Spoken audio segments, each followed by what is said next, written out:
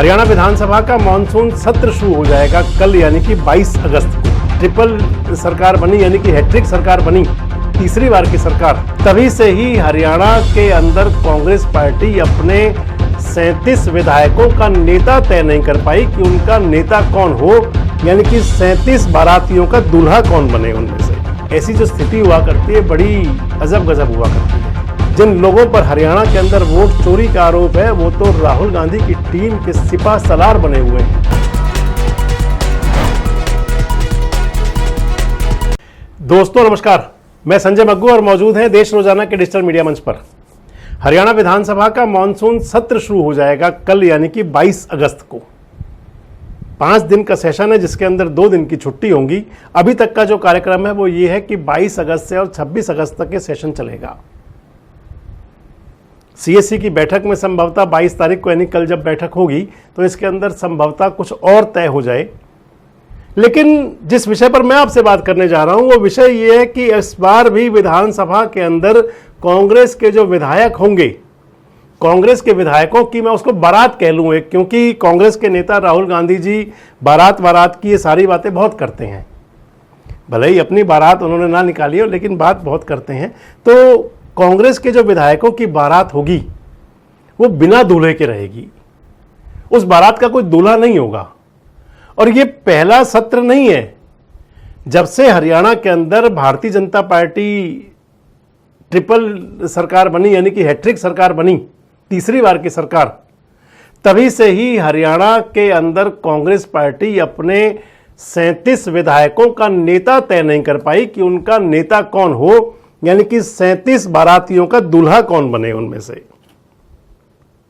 हर बार चर्चा होती है और अब की बार तो खासकर बड़ी चर्चा थी क्योंकि लगभग 2 माह पहले ही राहुल गांधी आए थे और राहुल गांधी कांग्रेस के अपने सभी नेताओं को नसीहत दे करके गए थे। संगठन की बड़ी बड़ी बातें हुई थी। हालांकि कांग्रेस ने अपनी जिलाध्यक्षों की जमात तो खड़ी कर दी, 33 जिलाध्यक्ष तो बना दिए, लेकिन विधानसभा के अंदर नेता विपक्ष कौन होगा ये अब भी तय नहीं हुआ।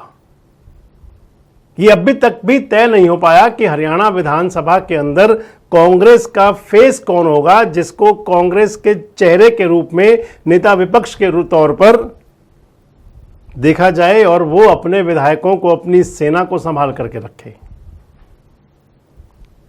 ऐसी जो स्थिति हुआ करती है बड़ी अजब गजब हुआ करती है। मैं आपको बताता चलूं कि अभी हाल ही में जब मैंने आपको बताया कि राहुल गांधी जब हरियाणा में आए थे तो हरियाणा के कांग्रेस जनों के अंदर बड़ी भारी उम्मीद जागी थी। उसके बाद जिलाध्यक्षों के चयन को लेकर के प्रक्रिया भी शुरू हुई। जिलाध्यक्षों का चयन भी हो गया, जिलाध्यक्ष बना भी दिए गए। लेकिन उस जिलाध्यक्षों के चयन के अंदर भी अगर मैं कह दूं, कुछ आप कह नहीं सकते कि इनके अंदर जंगी घोड़े कौन से हैं, बारात के घोड़े कौन से हैं और लंगड़े घोड़े कौन से हैं। क्योंकि राहुल गांधी जो परिभाषा दिया करते हैं उसके अंदर तो वो तमाम प्रकार की कैटेगरीज हैं। आप तमाम प्रकार की बातें देख सकते हैं।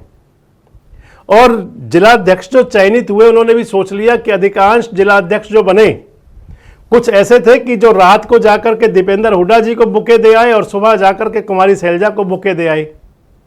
जिन लोगों के फोटो इन नेताओं ने वायरल कर दिए वो लोग सामने आ गए, बाकी अपने आप को राहुल गांधी की टीम का मेंबर बताते रहते हैं।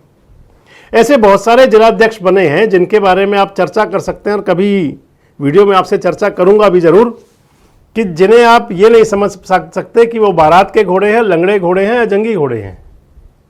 क्योंकि जंगी घोड़े तो उनमें से बहुत कम है। अभी हाल ही में कांग्रेस ने प्रदर्शन किए, 2 प्रदर्शन कांग्रेस के हुए। एक प्रदर्शन कांग्रेस ने किया था जो मशाल जुलूस निकाला था, जो राहुल गांधी जी का बहुत बड़ा इशू है वोट चोरी का। आपके साथ एक वोट चोरी पर भी एक बहुत अच्छे वीडियो शेयर करूंगा कि जिन लोगों पर हरियाणा के अंदर वोट चोरी का आरोप है वो तो राहुल गांधी की टीम के सिपा सलार बने हुए हैं। आपसे शेयर करेंगे उस बात को भी।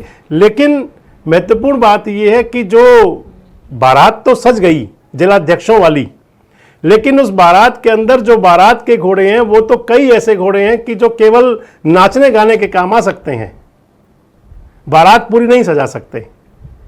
खैर, जिस विषय पर मैं आपसे चर्चा कर रहा हूं उसी पे बात कर लेते हैं कि कांग्रेस का विधायक दल का नेता जो हरियाणा विधानसभा में विपक्ष का नेता बने वो अभी तक तय नहीं हो पाया। बहुत चर्चाएं थी। हरियाणा के अंदर विधानसभा चुनाव हुए अब 10 महीने के लगभग हो चुके हैं, 10 महीने से ज़्यादा हो चुके हैं। 9 महीने बाद कहा जाता है कि प्रजनन हो जाया करता है, लेकिन कांग्रेस अपना नेता नहीं कर पाई कि किसको बना दें। अब बात आ जाती है कि क्या कांग्रेस आला कमान की कोई मजबूरी है, या कांग्रेस आला कमान के सामने कोई संकट है, या किसी पेशोपेश में है कि जिसकी वजह से फैसला नहीं ले पा रहे। मगर मजबूरी की बात कहें तो क्या मजबूरी हो सकती है, क्योंकि हरियाणा के अंदर लगभग 2.5 दशक से कांग्रेस का जो फेस बने हुए हैं वो भूपेंद्र सिंह हुड्डा जी हैं। 2005 में कांग्रेस ने हरियाणा का मुख्यमंत्री का पद का दायित्व दिया था भूपेंद्र सिंह हुड्डा जी को। 2005 में वो दौर था जब 65 विधायकों के साथ कांग्रेस बड़े भारी बहुमत के साथ सत्ता में आई थी। 2005 में कांग्रेस की सरकार बनी। 2009 आते आते हुड्डा साहब फिर चेहरे थे, 65 से घट करके 40 विधायक बने। अल्पमत की सरकार और बैसाखियों पर चलने वाली सरकार हुड्डा साहब चलाते रहे। 2014 का चुनाव हुआ, कांग्रेस की स्थिति बिल्कुल दयनीय हो गई। हुड्डा साहब नेता थे। 2019 का चुनाव हुआ, हुड्डा साहब नेता थे। कांग्रेस के पास 31 विधायक बने। जब 2024 का विधानसभा चुनाव आया तो उनमें से कई लोग इस दिल के टुकड़े हजार हुए, कोई यहां गिरा कोई वहां गिरा, जाना आना चलता रहा। किरण चौधरी गई, कुलदीप बिश्नोई गए, ये गए वो गए, खूब लोग आना जाना चला। 2024 के विधानसभा चुनाव में ये संभावना थी और कांग्रेस पार्टी के सभी नेता, बड़े नेता फील गुड में थे कि अब की बार हुड्डा साहब के नेतृत्व में सरकार बन जाएगी। लेकिन वोट तो बड़े, विधायक भी बड़े, 38 सीटों पर टिक गए। और जब ऐसी स्थिति होती है तो फिर मंथन के दौर चलते हैं। कांग्रेस के जो सबसे बड़े नेता हैं राहुल गांधी, उन्होंने हरियाणा को लेकर मंथन शुरू किया। हालांकि अब तो वो कह रहे हैं कि हरियाणा के अंदर वोट चोरी से सरकार बनी बीजेपी की, लेकिन उससे पहले उन्होंने मंथन खूब जरूर किया होगा। और कहा जाता है कि जो माँ होती है वो गिन लेती है बच्चे के दांत कितने हैं। तो राहुल गांधी सबसे बड़े नेता हैं, उनको समझ तो आ गया कि हरियाणा के अंदर स्थिति कैसी क्यों बनी, और इसीलिए वो मंथन शुरू हुआ कि अब हरियाणा के अंदर कौन सा परिवर्तन करें, कौन सा बदलाव किया जाए। एक सीढ़ी तो पार करी कि हरियाणा के अंदर संगठन ना होना बड़ी परेशानी थी, तो संगठन बनाने की तरफ ध्यान दिया जाए। जिलाध्यक्ष तय कर दिए, जिलाध्यक्ष चुन लिए गए। एक संदेश अग्रेषित कर दिया जिलाध्यक्ष चुनते हुए, मैंने आपके साथ वीडियो शेयर किया था।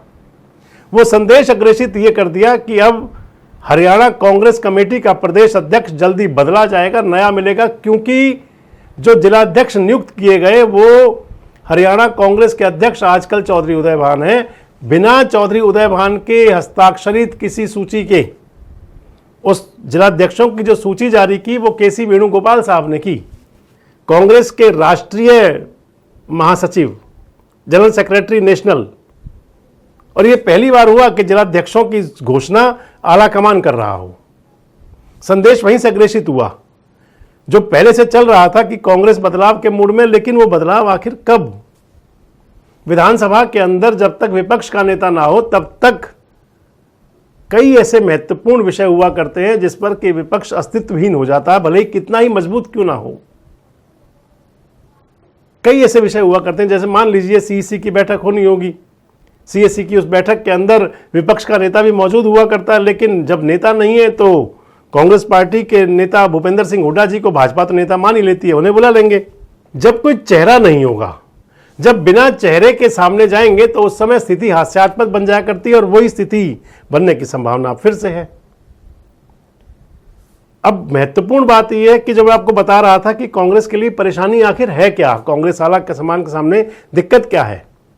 क्या उन्हें यह खतरा है कि कहीं अगर भूपेंद्र सिंह हुड्डा जी की चॉइस का नेता नहीं बनाया गया या हुड्डा साहब को नहीं बनाया गया, तो क्योंकि विधायकों में बहुतायत तो हुड्डा जी की है, कहीं वो अपनी अलग बारात न सजाने लग जाएं।